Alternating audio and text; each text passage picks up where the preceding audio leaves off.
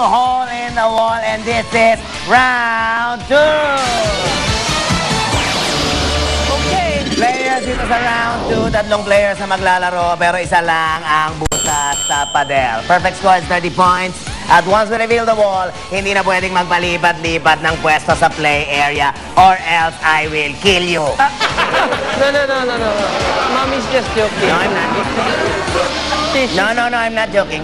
Okay, let's begin the game. This time we begin with Team Blue the Candle. Kung ready na kayo, play na! I kill you. Kayo! Lalaga na!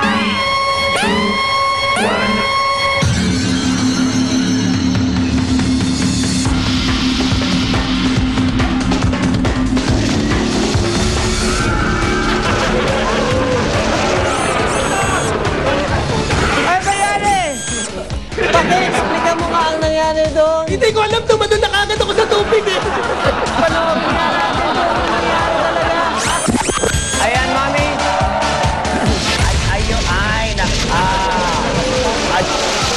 Si Bayani, wala pa, tumalo na. Bail out. Wala ka matutulog kaya tumalun ako. Kabayong nandito eh. Alang hawakan ko pa yun. Tama. Pero ito ang tamang formation. Panoorin nyo. Ganyan lang, ang dali-dali. Yan ay Pero, Mami, palakpakan natin si Jorcel. Ina-attempt niya talaga. Okay, very nice. Diba?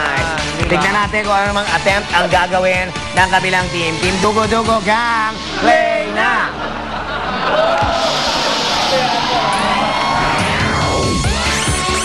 Kung ready na kayong tatlo, laglagan na! Kay Arnelli!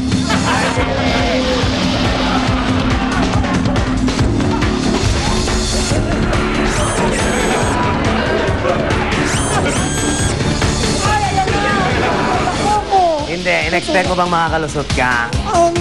Slide. Slide. Naglaloko ako doon sa paaba at gano'n. Paano pa ako? Pero nagawa mo. Nagawa ko. Tignan nga natin sa instant replay.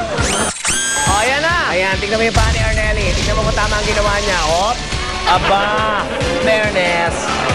At the last minute, parang na-twist niya na gano'n at tumama. Nagaya kaya niya ang tamang formation. Tignan natin. Tignan natin.